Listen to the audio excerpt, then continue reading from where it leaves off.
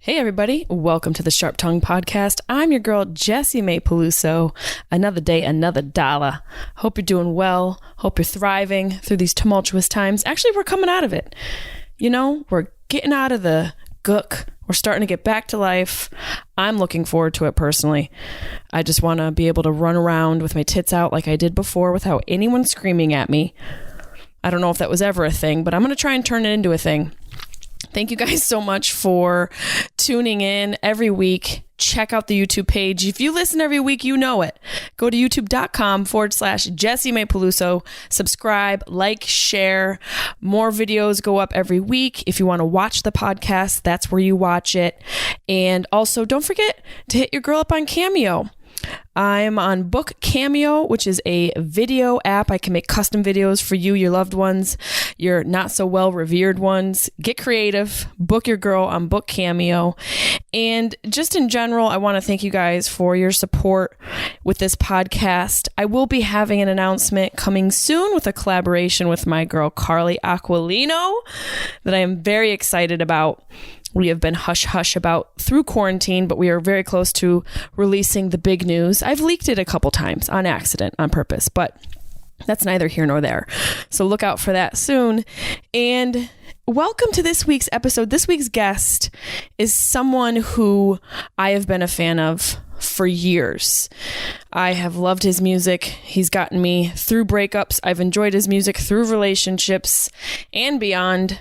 This week's guest is Clarence Greenwood, aka Citizen Cope. He's an American songwriter, producer, and performer, and his music is commonly described as a mix of blues, soul, folk, and rock.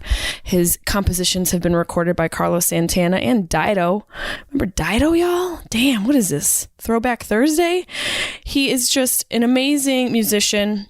I've seen him live a few times, and he just recently recorded an album, which I listened to, and it's fantastic.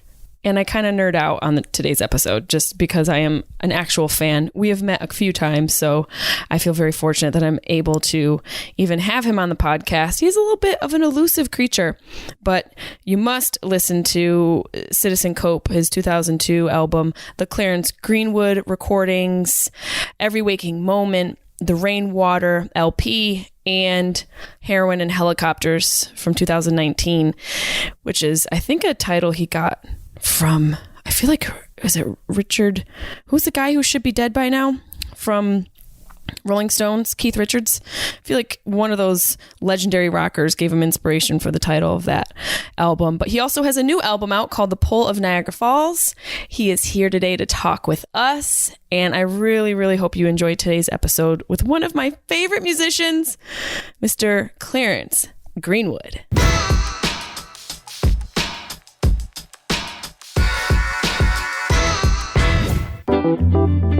Sharp Tongue Podcast. Beep, beep, beep, beep, beep. You're listening to the Sharp Tongue Podcast. I'm your host, Jessimae Peluso. It's a personal look. Well, it's not really a look because it's a podcast. I'm already fucking this up. This is kind of like a verbal comedy diary, a deep look into the crevices of my mind. It's going to get dirty. You might cry. You'll probably laugh. Hopefully you'll laugh. The whole point is for you to laugh, but you also might cry. I talk about my family. I talk about farts. I talk about love, loss, comedy, how hard it is to make it in this biz. I'm a fucking professional. Each week it's something different. Sometimes I have a guest host. Sometimes it's going to be a movie companion episode. Sometimes I just ramble about the bullshit I dealt with the week before. You never know what you're going to get. It's raw, uncut, and funny. It's me.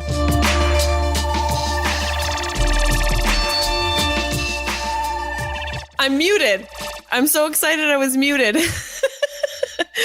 Hey, everybody. You've already heard the intro. He needs no intro. He's one of my favorite musicians, and he's been kind enough to let me come out and see him perform live a couple times, and I highly suggest it. Everybody welcome. You know him as Citizen Cope, Clarence Greenwood. What's up, brother? Hey. How you doing? You look fantastic. Oh, you do too. Thank you. We're both in our Johnny Cash black. I like that we're rocking this right now. Only way to go. It's the only way to go, truly. You know, one of my friends told me I dress like a ninja, and I said, well, you know what? I'm going to sneak up on you, do my thing, and then leave. You know, as an artist, you just a little drop in the bucket, do your performance, and head on out. It's like the Lone Ranger. It is like the Lone Ranger. I have so many questions for you. I was studying some stuff last night, and also because I've been such a big fan of yours for so many years. I guess one of the first things I want to ask you, which may be a cliche question, but to me, it's a narrative of your life a little bit. Why music? What drew you to music? Because that's not a life that I chose. I chose comedy, which is totally different, but you chose music. What drew you to that? I think it was just kind of something to be able to express myself. And then I wasn't necessarily good in school, and I didn't, take well and those kind of things. So it wasn't going to be easy for me to take a kind of a line to be a professional. And then I just started writing poetry, and then really enjoyed like the idea of production. I was passionate about listening to records, and then like wanted to see how you could do it. And it was just one step, but it wasn't ever a thing like, oh, this is what I want to do until, a little bit later. Isn't it interesting?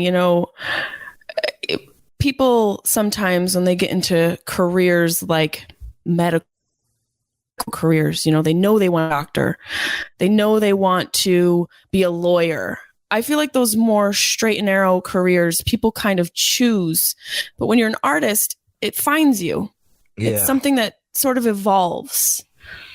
As a child, like, who were some of your biggest inspirations? Because your music to me, and music obviously is so personal, and your interpretation of it as a listener is really dependent upon where you were at in your life. But who were your inspirations? Because your music to me is so eclectic. It's so unique to you.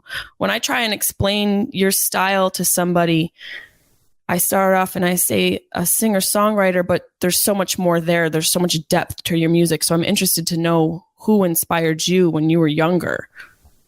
I think I was lucky enough to have a lot of different music around me. So I traveled to different places in the United States. So I was able to hear stuff. And I think that one of the first records I remember was the Jackson 5, and then moved on to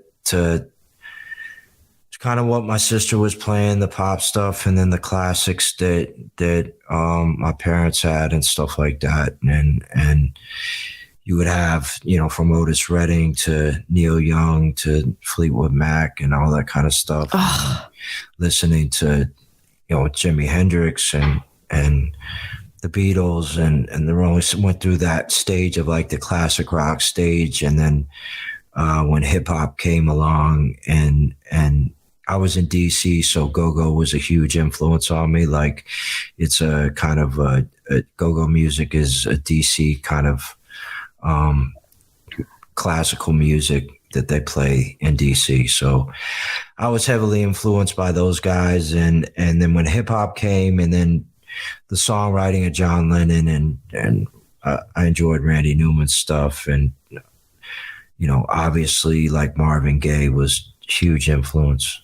Oh, Marvin Gaye, man. That's the one thing, like, I appreciate having been exposed to such good music as well. You and I feel are similar in our age groups, and I've heard and have read, your opinion on today's music, and I share that opinion.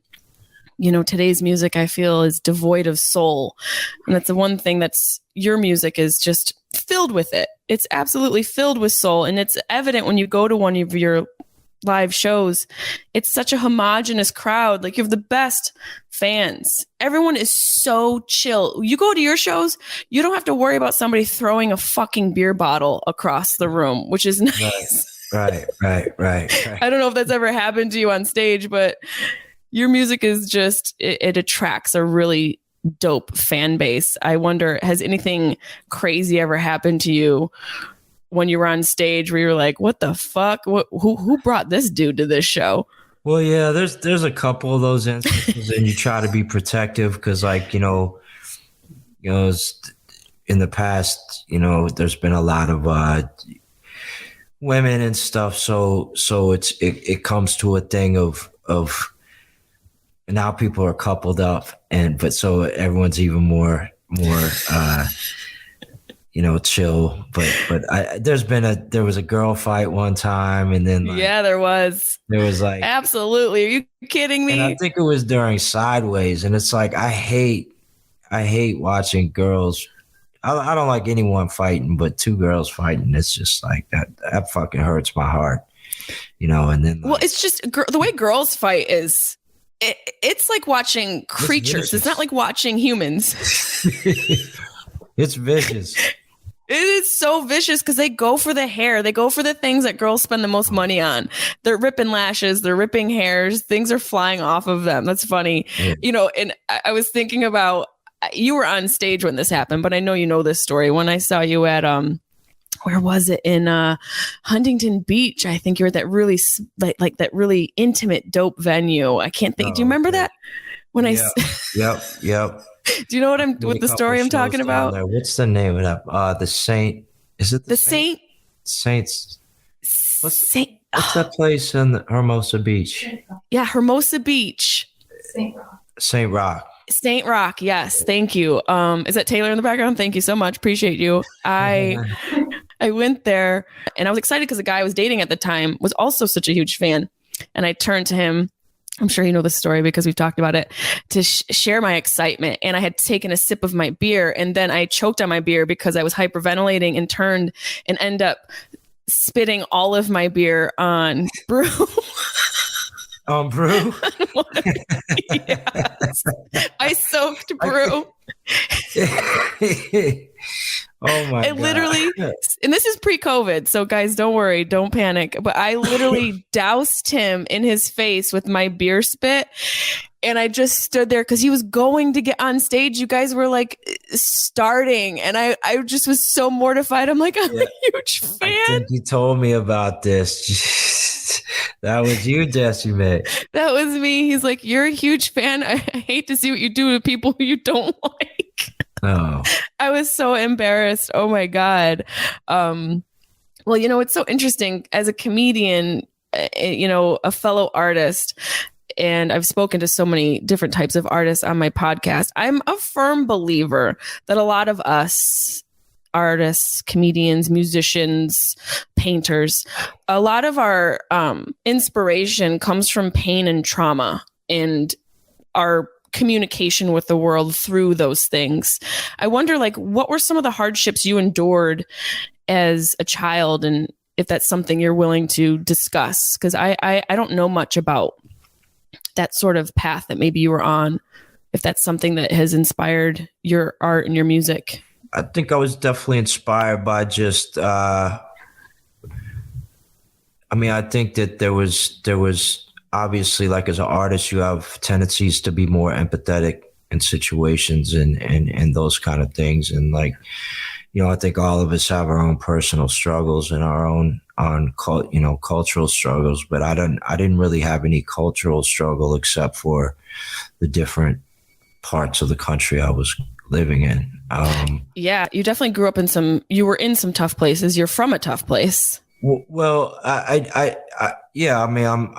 I was raised in D.C. at a time it was kind of crazy. Where I lived in D.C. wasn't necessarily like, I lived in an area where there wasn't like a lot of violence going down. I don't like to call it a good neighborhood because I think that I don't think it's a bad neighborhood if things bad are happening there. But I think there was just, it gave me a chance to see what was really going on with the education and the history of Washington, D.C. and kind of an insight to why that had happened. And it answered some really interesting questions because being born down south and also kind of seeing Washington, D.C., where it was,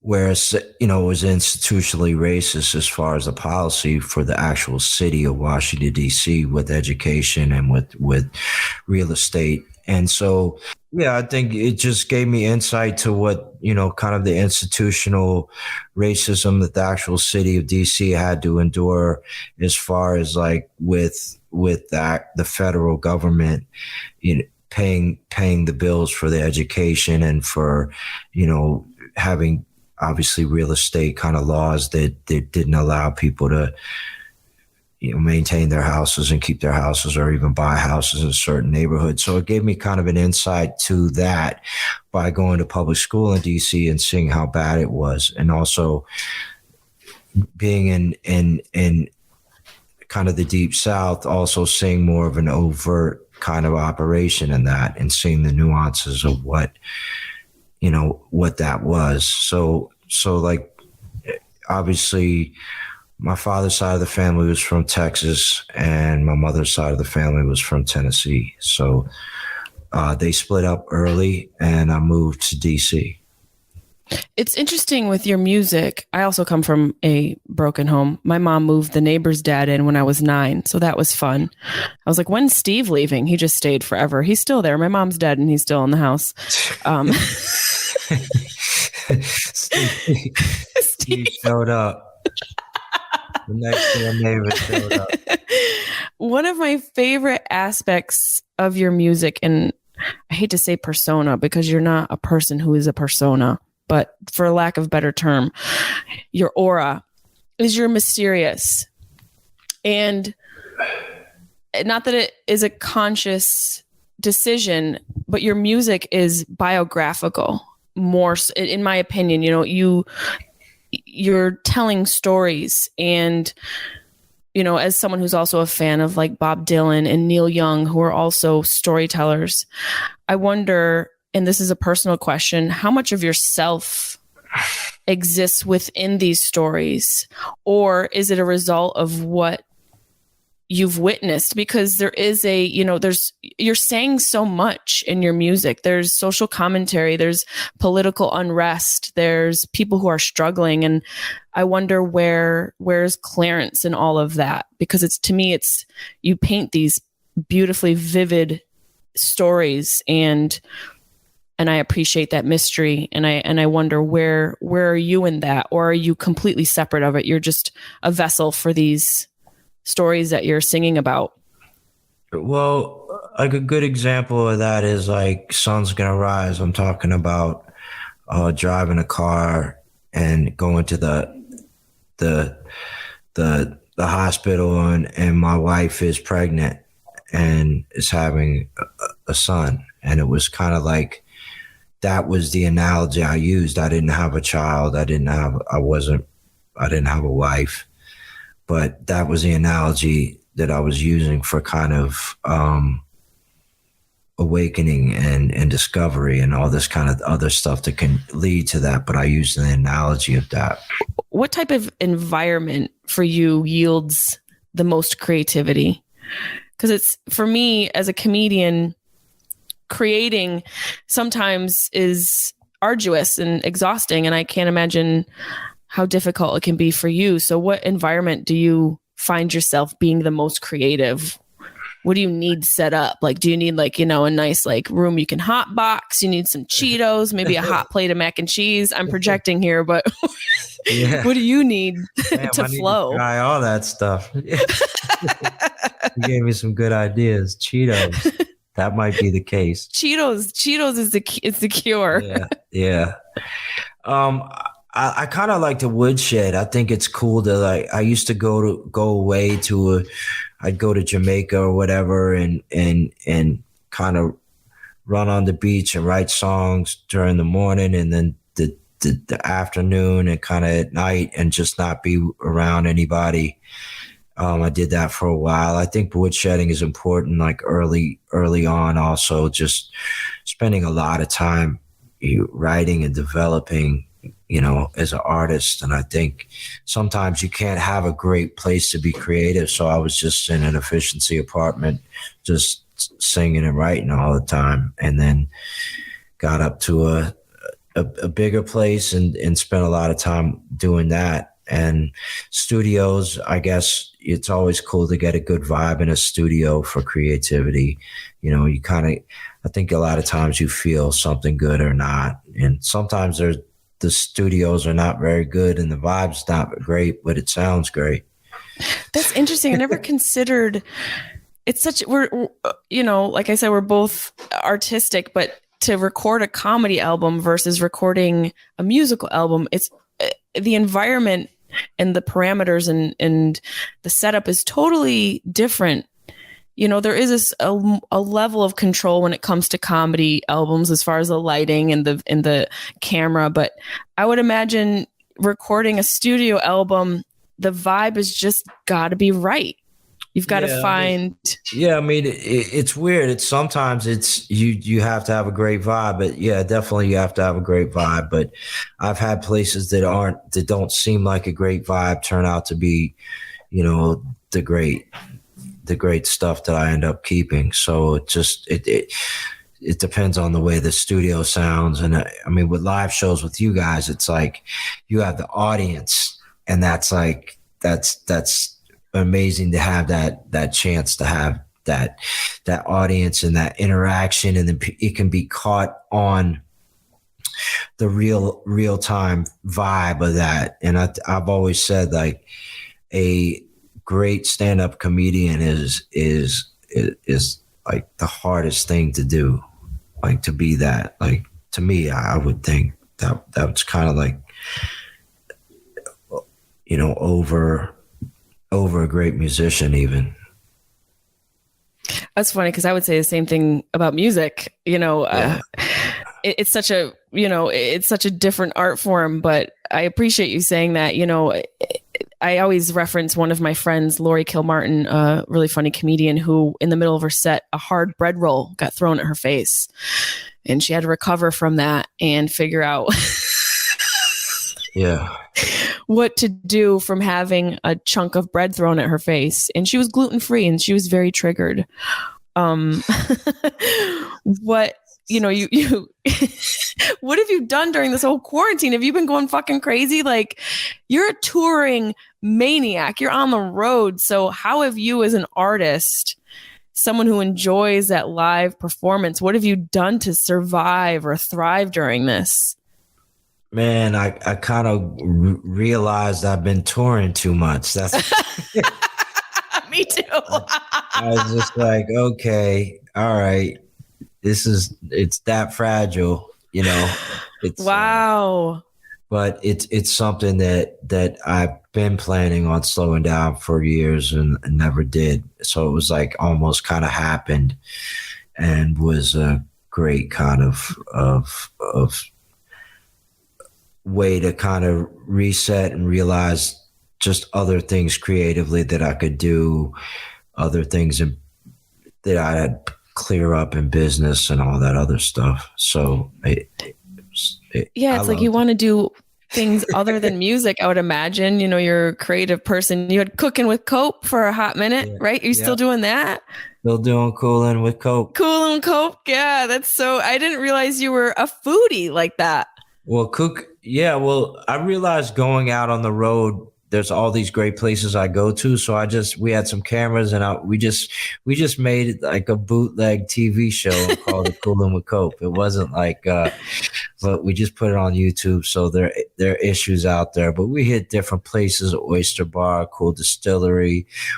I was really kind of do a lot of bigger thing on this when the tour got canceled, and I plan on doing it when we do in January to kind of expand that just going to really good places that I like in the past. And getting that quality. It's it's one thing that I hope a lot of people have realized, and it sounds like you have shared in that sentiment, realizing the quality of life, the quality of time and energy and food and people that you let into your being, how much that can affect the outcome of everything, your relationships, your overall health, and health is wealth, and your performance. So I think that's an amazing gift that quarantine has given a lot of us, if people have been open to that.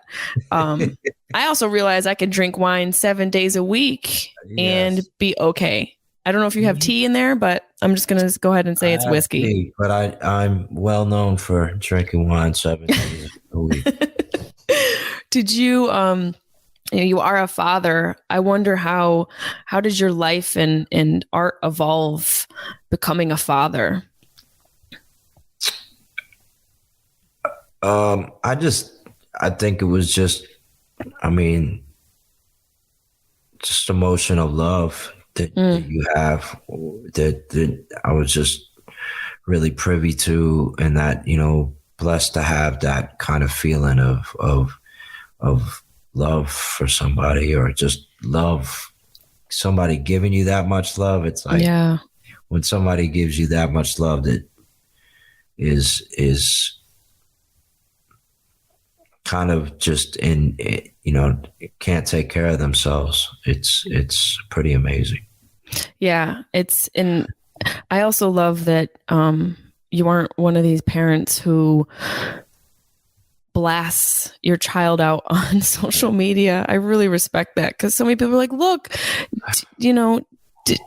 Trevor Jr. farted, and it's like, we don't care. Right, not that we wouldn't care to see her, but I also think preserving their energy and being is a valuable commodity that people are just not even thinking about in today's society with social media.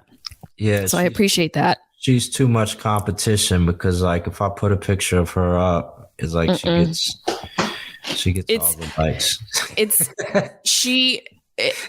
I've seen pictures of her, and one word I can describe her, and I mean this in all love and kind, it's jarring how beautiful of a being she is. She's an avatar. She's just the most beautiful thing. And I bet she has you wrapped around her finger. Yep. Pretty much. I think that's a beautiful thing. She's as beautiful as she is on the outside, she's just like a really good person too. That's amazing, because my niece and nephew are fucking assholes. I have to be honest. They're so cute. I bring him a gift. He's like, where's the rest of it? I'm like, Elliot, I could bring him a whole house, and he'd be like, where's the pool? It's a huge character flaw. Clarence is a huge character flaw. I feel bad, because I always give people money on the street and stuff, and I gave her some money when she was going to surf camp, and she ended up giving it to somebody, like a homeless guy, and I was like, dude, no. And I kind of like, you shouldn't have given him the whole thing. And then it was like $20. I was like, you gave him the whole, like he took the whole thing, and it was you almost got. And then I felt bad about it, because I was like, I shouldn't, she just knows that. Well, here she is. Oh my goodness. You want to get on? What are you doing? Hello. She's in school. You're about to feel bad about me telling everybody on a live audience. All right. After Every Waking Moment, you launched your own label. And I'm wondering, did anything specifically inspire that move for you? Well, I think what's important when you sign with a record company is to have like a record man. And that's like somebody who understands music and understands the business and kind of understands a vision of kind of how to meet what you do artistically and evolve it. And there's been some really great record men in the business. And at this time, like I got transferred around through different roles of Sony and stuff, and I didn't feel like I had that record man in to work with, so it was just. And then I realized that the deals I was doing were with corporations, and those companies could dissolve or be kind of transferred, the assets be transferred to another part of the industry or another company. So I kind of wanted to have that ownership, but I do miss that real, like, connection with the real person that's done a lot of big records, and then having the ability to call them up and be like, hey, what do you think of this? I think that was like really what I was attracted to signing to majors in the first place, because there's a lot of people that help great artists make great records. Absolutely. But I think what you've done with yourself and taking that leap away from the industry, still in the industry, but making your own path is so much more difficult. It's such a risk. And so many artists would rather be led through the industry. So I think it's really dope that you had the balls and the vision to do that for yourself. In this industry, there's so much that we can do as artists to create for ourselves. And one of the first hurdles we have is us. We're in our own way. So it's just really admirable to see that. It's inspiring, really. I have a couple comedian friends who have paved their own way, like Andrew Schultz and Tim Dillon, who just industry didn't want them. They're like, all right, well, and I'm not saying that's what the deal is with you with music, but right. in that sense where the industry doesn't give you any love, you got to give yourself love. Because you know what ends up happening, ironically? The industry comes back around like, hey, what's going on in there, bro? Looks like a fun party. Yeah. And it's like, we're good. We got everything we need. We were around since the beginning. We were around since the beginning. What are you talking about, bro? I was at your house and you didn't even notice me. So, when I think of you, and speaking of industry, one of my favorite things about you is that you aren't necessarily an industry darling. And I say that as a compliment because I look at the industry, the music industry and entertainment industry, but the music industry specifically, which I have a connection to because two of my cousins are in the music industry. One works for Atlantic and the other one started with Def Jam Records years ago. She was running coffee for the CEO when it was a one-room office in Bushwick. So I know a lot about the music industry on that end from the hip hop and rap side. Right. I think radio is pure trash now. And I wonder what your biggest gripe is with the music industry, both historically and currently. I wonder, as an artist who's sort of been on both sides now because you have your own label, what was the worst part about it in the past and what is frustrating about it now? Well, first of all, I'd like to say the best part of it is that it, brought us a lot of great music. Mm-hmm. And I think the worst part about it has been the relationship between the artist and the industry.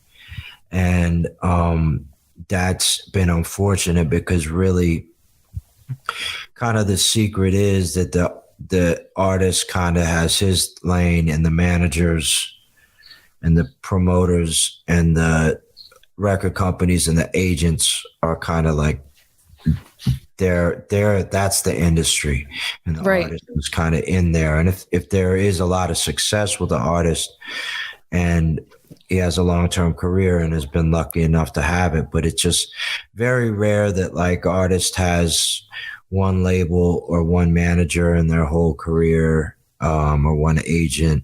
So I think there's kind of a real, there's something, the synergy's not working, the ecosystem's not working in that. So that's kind of like something I deny or just, I think that's not a great thing. And obviously ownership of people's copyrights and stuff like that. And that was part of why I kind of stepped out of it, was the ownership of copyrights for a long time. And that's kind of that I had to do that to get exposure and everything. And I wasn't able to get on the radio or get marketed and all that stuff. So I didn't really have the purpose. I really didn't use the A&R at that point. So the purpose was really kind of an advance, and I was making enough money on the road. It's another thing. It's like, I'm a huge 90s hip hop fan, and I got to do a pilot. I shot a show with Chili from TLC, and I lost my mind. But, when I think about the music industry, I think about artists like TLC, one of my favorite growing up, who got royally screwed by their label. They were all broke. None of them are making money. So I understand that as I guess the way the industry has been laid out historically is just, it's not conducive for the artist to really thrive. It makes the artist almost like not a prisoner, but tethered to commercialism and tethered to a corporation. Well, it's completely changed. You're right. And I think it's just the end game is now to get Revlon or whatever, this kind of thing. And it's like that. And I don't think there's a problem with doing campaigns with other brands if that's what your dream was at some point. But I think the artistry is just hasn't been held on the long-term standard of, Bob Marley, right, or these kind of artists that have been able to endure their sound and throughout time, and I think will continue. So there's just that level of the fact that also that the founder got, early on, the founder was the person that ran the record company. So the founder, like Chris Blackwell, was the founder of Island Records, just like, Steve Jobs was the founder of Apple. Right. Or, he had an impact on how that company does. So right now, when a founder like Daniel Ek or Steve Jobs goes to negotiate with record company chairmen and presidents who aren't founders, they're just paid, essentially employees. They're not going to win that battle. It's too much. They're not going to win that negotiation. So a lot of those industries got built off of music. So it's just like, that's another problem with it, is just they haven't realized how much potential they have. And yes. Chasing after the one thing. It's like, let's get a hit now, but their catalog is immense. There's no reason why, Gladys Knight and people like, Patti LaBelle and Anita Baker and Willie Nelson and these type of people still have big record deals. Yes. They should definitely have, if not, because they've had millions of dollars invested in their career over the years. So it's not like you're going to lose any money putting out one of those artists' music. It does seem kind of like something's missing. For me, I always have the conversation of having people on my team who mean well, agents, and they're like telling me what I should do and how I should do it. And I'm like, oh, cool. So how long have you been doing stand-up? Oh, you haven't done it before. All right. So why don't we find some way to communicate where I can handle the art side and you guys can sort of handle pushing the career along. It's interesting how between comedy and music, there are those parallels, those sort of holes in the overall industry and how the process works, where it almost feels like it can't work because there's people who are the gatekeepers telling an individual how to do a job they've never done. So it's interesting now in today's society, seeing artists be able to take their career in their hands. And do you believe with what's going on today with the industry, music industry and entertainment industry, do you think that it's different now because of social media, that people should be able to thrive more as artists? Do you think that the road is paved a little bit easier today compared to how it was yesterday, where you were dependent on a label? I mean, I think you're still dependent on a label. I think you need the exposure of a major corporation, because they're the gatekeepers of radio. They're the gatekeepers of television. Still have a lot of connections in advertising licenses and all this kind of other stuff. So I think they have the potential to once you get it to a point, take it to a bigger place. And so, with that, you have that, but you still have the ability to kind of like build a buzz.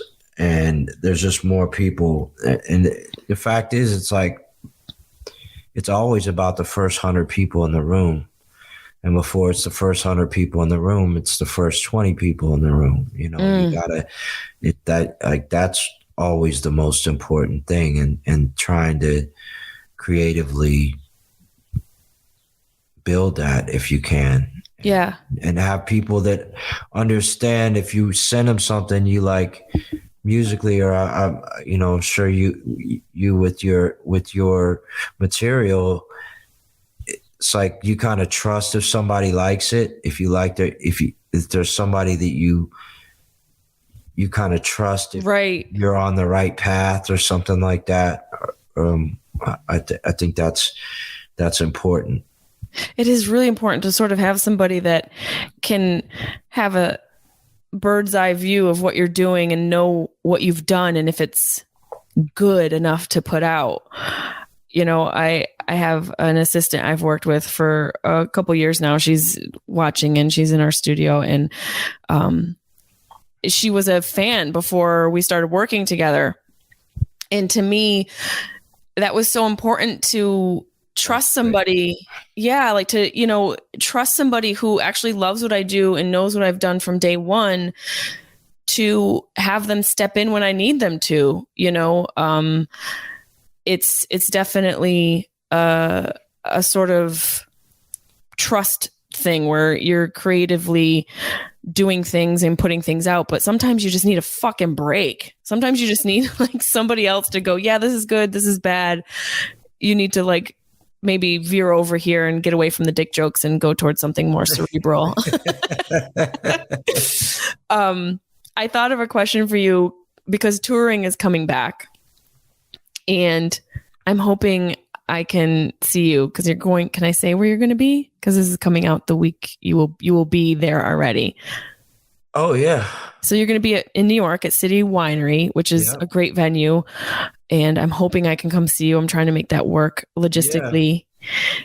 What is, when you travel, now we're starting to go back on the road, which fucking thank God. I know you said you're going to travel less, but let's be real. God bless. What is one of the first things you do when you get into a town, you're traveling? What's like the first thing you do? Do you have a ritual? Well, it depends. It depends what city. I mean, it's usually I'm just on a bus and I'm just pulling up, I guess get coffee and do my thing. What about like someplace like Nashville, Tennessee, or someplace in the South where the food is going to be so, I just want to know what you eat. Like in New York, I'll go to Bar Petey for lunch. They got really good pasta that's over on 6th Street. Another Cope spot is on Cornelia, and it's Pearl Oyster Bar, and they have like the best. They got the best fish sandwich there. Oh my God. And they only serve it till 2:30, and if you get there at 2:30, they won't serve it for you. So they got this halibut sandwich. They've been using skate recently, but that's good. Obviously, Joe's Pizza's right in that area. I mean, the food in New York is just, it's the greatest in the world because you can get it at all hours of the night. Yeah. It's truly magical. I was doing some research about your new album and The Pull of Niagara Falls, which I listened to and I love it. I love it for so many reasons, one of which I think a lot of the songs actually were written in the 90s. Some of them that you used? The late 90s, yeah. It was before my first record came out, and it was supposed to be for my first record that Capitol Records didn't put out, and I got dropped, and they didn't let me record the record, so I went and recorded a whole new record for the DreamWorks record when I got signed with them and Universal. And so put out that and, never always knew those songs were great, and then came back and was like, let me just play them on guitar like I wrote them. And so I did 4 songs or 5 songs like that, 3 new songs, and a cover of a Randy Newman song. In Shotgun, it stuck with me. Yeah. Tell me about that. Tell me about, give us a little insight on the Shotgun. Record is, the whole song was kind of, the first record was going to be called Shotguns, and it's named after, it kind of dealt with the shotgun as the theme of America, is like a theme of fear. And it kind of had such a parallel to so many things, which was like mass incarceration and all these things that I was seeing kind of revolved around fear, and obviously racism and these other things that kind of really set a pulse as a, you know, at the time, a songwriter, you know, kind of building my songwriting the way it would kind of come out. And, you know, used some uncelebrated characters. One of the songs is about broken family and, you know, kind of like a father telling his son why he couldn't be in his life. And there's, you know, pretty much kind of like a song that I used to heal myself. Yeah. Which is kind of my story, but I didn't, I sang in the perspective of my father. So it was kind of like a healing moment to be able to get to that point. And then Shotguns was dealing with kind of like the prison system and how it affected, how these mass incarceration was happening, and, you know, how it affected the city and also the rural places where these places were being built. You know, it's kind of a place where that was their income, was these, right. So it's like, which is so fucked up. Yeah. So it just, and so I kind of touched on that, and it touched on like accidental homicide. And so not really happy themes. It's dark, you know, but if somebody even called me, is like, what's wrong with you, man? You all right? And I'm like, man, I'm good, man. This is just an old record, but this is like, I was in this space right here, and that's honest. The record kind of took it, but it's not celebrated, it's not victorious, but it's enduring and it's persevering, and I think that's what life is about. You know, it's about taking losses sometimes, but also the thrill of victory and perseverance is not always a path that it's a path. It's not an end game. Yeah, and I think this album resonates and will resonate with the year we've had. Yeah. This year, talk about enduring. I mean, every individual has gone through some form of loss and needing to find a beacon and a lighthouse. So the album, as I was listening to it, I was thinking also about the year everyone has had and the year that I have had, and it ends up, you know, it's like this, the trajectory of it is so aligned with life in general, but also the year we have. So it was just interesting when I read that some of the songs were from the 90s, you made it all evolve and work and fresh, and also a throwback, but kept it all to be this sort of beautiful story of a year we've all kind of had in one way or another. So right. I really enjoyed it. I thought it was amazing. Yeah. It's just kind of like the pool of Niagara Falls. It has the, you know, it's like we have the pull to live and also the gravitational pull to fall. And so it's something we as artists kind of go in, cut a fine line, you know, between, you talked about self-sabotage earlier. Mm-hmm. It is, I mean, the ebb and flow of an artistic career. I'm sure you've seen a lot of your friends not come out of the ebbs. Yep. And you've seen a lot of your friends get too cocky in the flow. And it's about sort of realizing that both those things have to exist for the other to exist. And on the other side is some sort of personal salvation that you can share with the world and be of service to people. Speaking of being of service to people, I have some questions from fans. Okay. Would you like to answer a couple? Sure. I'm going to pick some of my favorites. Kiki loves fox. It's interesting. Hopefully that's not an actual animal that she loves. Okay. Dream artist collaboration. Oh, Sade, I guess. Ooh! I wasn't ready for that answer. Clarence, where is she? Why is she hiding? Get her out of hiding. Out of reach, out of touch. Oh, God, forget it. Ooh. That fortress is so deep. Ooh. That fortress is so deep around that angel that's not. Oh, these kids don't know. These kids don't know. Sade, best answer. I feel like I don't even want to ask any more questions, but I'm going to, because I promised a bunch of these people I would ask. 516 Lemmy Girl is a huge fan of yours. She personally messaged me to make sure that I saw her question. She says, your fan base in Australia is insane.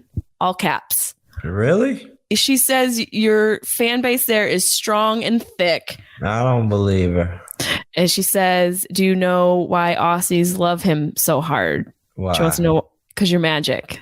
That's what she fit that all in a really small box. I thought it was impressive. That's beautiful. I can't wait. We're trying to work out Australia, and kind of one of the problems was it never got properly released over there when I was putting records out. So it didn't kind of, catch on. But what I'm finding out about the music is just catching on everywhere. Like Brazil is doing stuff right now, and it's like there's like places that never heard it because it wasn't released there, and now are catching on through like word of mouth. Well, I asked you this question, but this guy is a huge fan and a really amazing swordsmith. He made me a very custom, beautiful coffin sword that I don't know what I'm going to do with. I feel like I'm going to get arrested, but I'll probably go to Trader Joe's with it and just put all my produce on it. He says, who inspires you other than a musician, and why? Henri Cartier-Bresson was a great photographer. I really enjoy his work. That's crazy because I studied him in school. Yeah, I love him. The French photographer who takes like one take of his photos. Yeah, he's pretty amazing. Some great interviews with him over the years. I really like his stuff. That's wild. As far as inspiration kind of comes from, philosophy, music, art, life. Yeah, just living. Let me tell you, food is the greatest inspiration. All the places in the world and eat. When you go to New York, I will message your assistant so you remember this, but maybe you've eaten there. Have you gone to Veselka? Where is that? Homie, listen, when I tell you, you have to go to Veselka. It used to be open before quarantine, 24 hours a day. It is it's a diner, but it's Yugoslavian. Oh God, the country. Right. It's a Eastern European country, and it's probably not Yugoslavian, and they're probably swearing at me right now. Debbie, I can see Debbie Googling it right now. Ukrainian. It's on 9th and 1st. Oh, wow. It is, and I'm telling this because I've said it before on the podcast. If you're in New York and you don't go to Veselka, you've wasted really good food time. So go there, get some sausage and pancakes. It's delicious. Okay, this is a good question. Lenisi is my name. Sorry if I butchered that. Can you see the story of your songs when you're writing them? Yeah, definitely like Pablo Picasso and Sun's Gonna Rise and that kind of stuff. Like Brother Lee kind of has a real visual kind of thing. And Brother Lee seems like a tough song to play if you're an iota drunk. That song is like... That's just the energy gets up there at that point. That song is so dope. That's one of my favorite songs. It's a fun live song to listen to. It's a real fun live song. Speaking of live, Janesha Wallace, your most uncomfortable live performance. P.S. I'm always front row of your NC concerts. So whenever you're in North Carolina, this individual is there. All right. Well, thank you for being out there. I appreciate that. Thank you. The most uncomfortable concert. Was it when I spit on brew?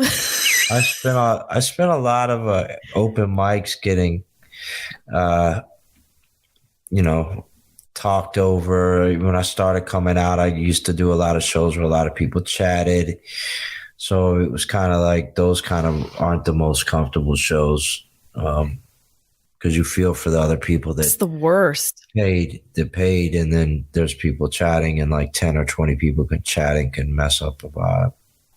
Yeah, I mean, like I said before, your live audiences are just, it's the most, I think one of my favorite reasons besides your music and, the fact that I have like a connection with you is that your fans are so amazing. Like it's literally the most relaxing, safe. It feels safe. As a woman, that's a huge thing. Cool.